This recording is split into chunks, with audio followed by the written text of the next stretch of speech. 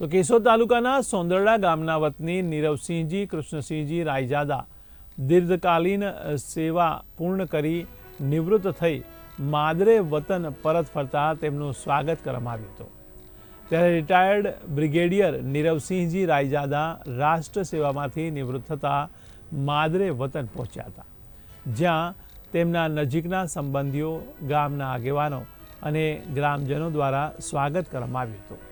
ત્યારે retired army મેનના સ્વાગતમાં bike rally પણ કાઢવામાં આવી હતી। ત્યારે ગામના વિવિધ વિસ્તારમાં આ રેલી ફરી હતી, સાથે જ ડીજેના તાલે દેશભક્તિના ગીતો પણ વગાડવામાં આવ્યા હતા। આ દરમિયાન ભારત માતા કી જય, વંદે માતરમના નારા પણ ગ્રામજનોએ લગાવ્યા હતા।